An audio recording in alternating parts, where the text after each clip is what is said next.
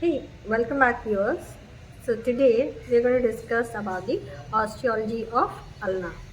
Ulna, as you all know, it is the bone of the medial side of the forearm, and this is the post-axial bone of the upper limb. And this is corresponding with the fibula of your lower limb. This ulna which is there, it will have a upper end, lower end and a shaft. So the presenting parts of ulna are upper end, lower end and a shaft. So let's go into the details. So the upper end, this is the upper end. It has got two processes. So one is the olecranon process and the other one is the coronoid process, a shelf-like process which is the coronoid process, and a bird beak-like process, that is the olecranon process, and it has got two articular notches. So this is the trochlear notch and this one is the radial notch. So two articular notches, that is the trochlear notch and the radial notch. So first we will discuss about the olecranon process.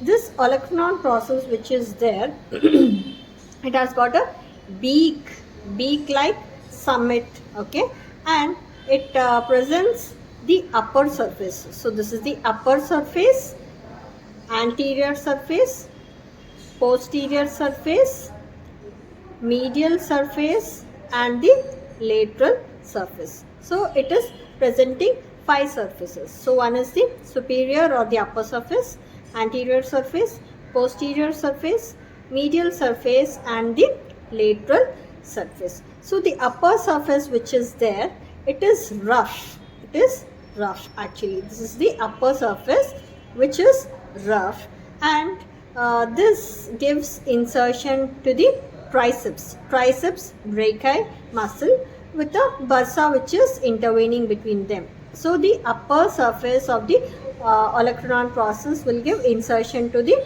triceps brachii muscle.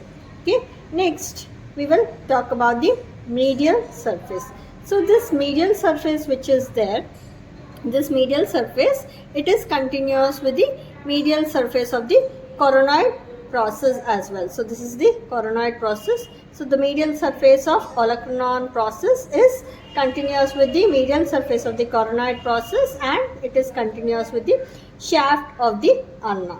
So what are the attachments on this medial surface? So this medial surface which is there, from before backwards, from anterior to posterior, from before backwards, it will give attachment to the capsular ligament of the elbow joint and to the ulnar collateral ligament and a slip to the flexor carpi ulnaris muscle, and it will give the highest origin to the flexor digitorum profundus. Okay, so from before backwards, the attachments on the medial surface, anterior most is capsular ligament of elbow joint, behind that you have got the ulnar collateral ligament, and then origin of flexor carpi ulnaris and origin of flexor digitorum profundus. So those are the attachments on the medial surface of the olecranon process. Next, coming to the lateral surface. So this is the lateral surface of the olecranon process. So the lateral surface, it is continuous with the posterior surface. So this lateral surface is continuous with the posterior surface of the shaft of the ulna. So the lateral surface is continuous with the posterior surface of the shaft of the ulna, and the lateral surface of the olecranon process from before backwards, it will give attachment to the capsular ligament of the elbow joint, radial collateral ligament, and posterior most it will give insertion to the anconeus muscle. Okay, from before backwards, first is capsular ligament of elbow joint, radial collateral ligament and insertion of anconeus. Next we will discuss about the posterior surface. So this is the posterior surface of the olecranon process. So if you see, it is smooth, and you see it is triangular in outline, okay. So this part of the olecranon process is subcutaneous. You can feel this beneath your skin. So this part is subcutaneous.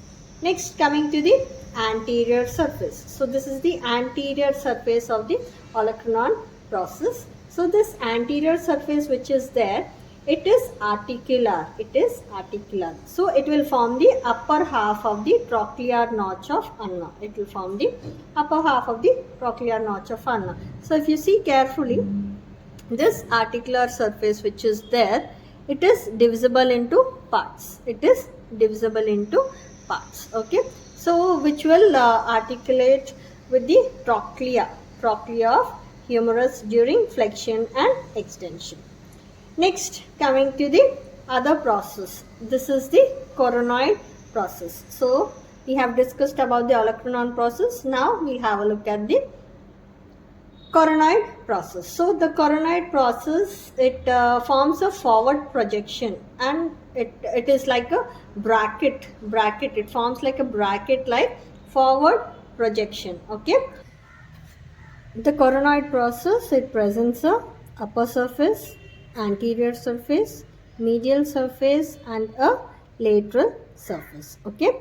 So the upper surface which is there, it forms the lower half of the trochlear notch. It forms the lower half of the trochlear notch. If you have a look at the anterior surface, so this is the anterior surface. It is forming a roughened area. Okay. So a triangular roughened area which is called as the ulnar tuberosity.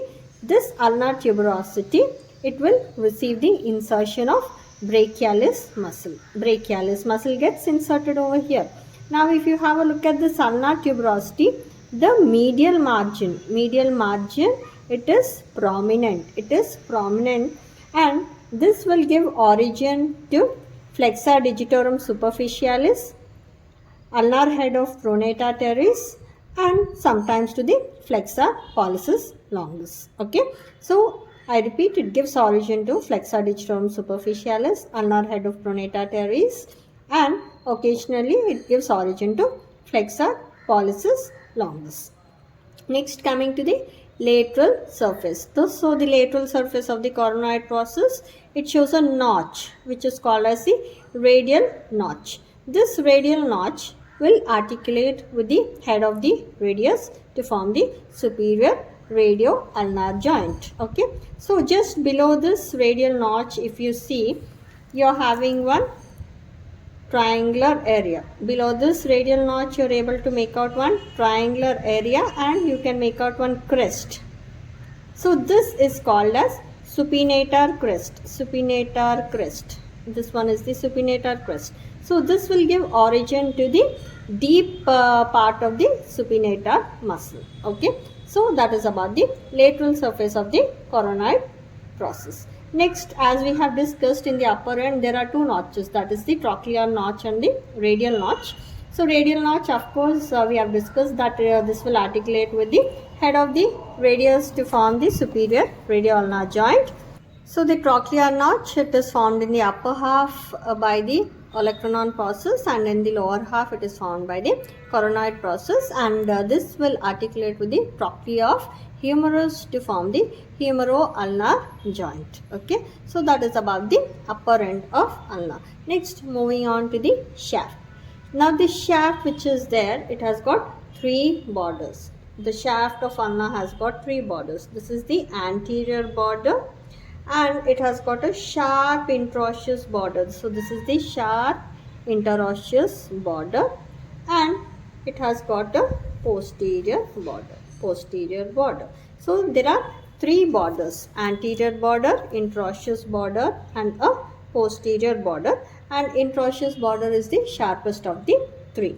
So in between the anterior and the interosseous border, you have got the anterior surface, and in between the anterior and posterior borders you have got the medial surface, and between the interosseous and the posterior border you have got the posterior surface. So there are three surfaces: anterior surface, medial surface, and a posterior surface.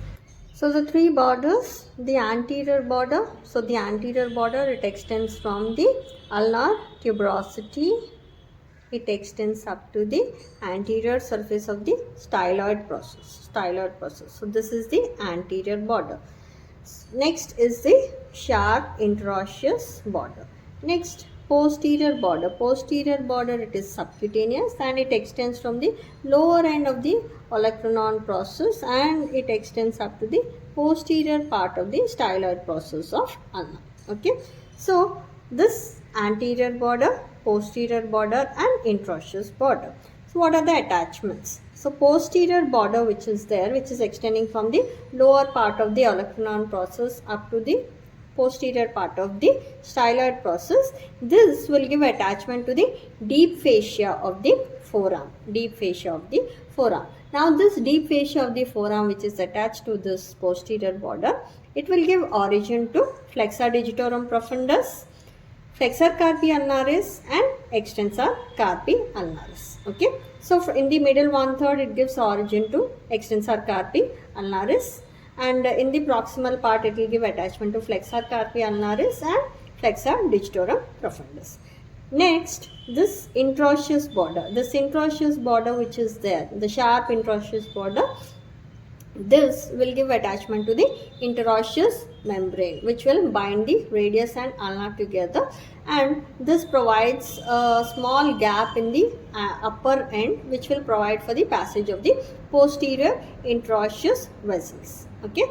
So next we will discuss about the surfaces. So the surface between the interosseous and the anterior border is the anterior surface, and between the anterior and the posterior borders is the medial surface. So the anterior and the medial surface together, the upper 3/4. So if we have a look at this, so the upper 3/4 of the anterior and the medial surface together, along with the medial surface of the olecranon and the coronoid process, this will give origin to flexor digitorum profundus. Flexor digitorum profundus. Okay. Next, the lower 1/4 of the anterior surface, which is there here. This will give origin to the pronator quadratus muscle. So on the upper 3/4 you have got the origin of flexor digitorum profundus, and in the lower 1/4 you have got the origin of pronator quadratus. Okay. Next, posterior surface. Posterior surface is the surface which is present between the interosseous border and the posterior border of the ulna. Okay. So this posterior surface is further subdivided. So if you see carefully, the posterior surface by the presence of one oblique ridge. See, this is the oblique ridge which is dividing the posterior surface into a small upper part and a large lower part. There is a oblique ridge which is dividing the posterior surface into a small upper part and a large lower part. So the small upper part which is there, this will receive the insertion of the anconeus muscle, and the lower part, large lower part which is there, again it is further subdivided by a vertical ridge into a narrow lateral part and a broad medial part. So the medial part is more broader and small lateral part. Okay. So this lateral part which is there, small lateral part which is there, from above downwards, it will give origin to abductor pollicis longus, extensor pollicis longus and extensor indicis. So I repeat, from above downwards it will give origin to abductor pollicis longus, extensor pollicis longus and extensor indicis. Okay. So this medial part which is there, broad medial part, this is not giving origin or insertion to any muscle, but this is actually overlapped by the extensor carpi ulnaris muscle. Okay. So now with this we complete the attachments on the shaft. Moving on to the lower end. So this is the lower end of ulna, it has got a head and it has got a styloid process. The head which is there, this is rounded and it is articular, and this will articulate with the ulnar notch of radius to form the inferior radio-ulnar joint. And this projection, this is the styloid process of ulna. So this styloid process, this will give attachment to the ulnar collateral ligament of the wrist joint. And if you see the radial styloid process, it lies 2 centimeters below the ulnar styloid process in comparison. And the posterior part of the styloid process, so this is the posterior part of the styloid process, which is showing a groove. This groove will lodge the tendon of extensor carpi ulnaris. Okay, so now that you know the parts, so I will tell you how to determine the side. So the side of the ulna, it is determined by placing the olecranon process forwards. So olecranon process facing forwards, and you will put the interosseous border, sharp interosseous border facing laterally, and the styloid process should be facing medially with its head. It should be facing downwards. So by that you determine the side. So the side of this ulna is right. So okay, so the points for the determination of the side is, you put the olecranon process and the trochlear notch facing anteriorly, put the radial notch facing laterally, interosseous border facing laterally, head and the styloid process should be facing inferiorly. So by that you say that this is a right-sided ulna. Okay, so coming to the ossification of this ulna. So this ulna is actually ossified from one primary center and 2 secondary centers. The 2 secondary centers are for the each end, for the upper end and the lower end. So with this we complete the osteology of ulna. Thank you all for watching.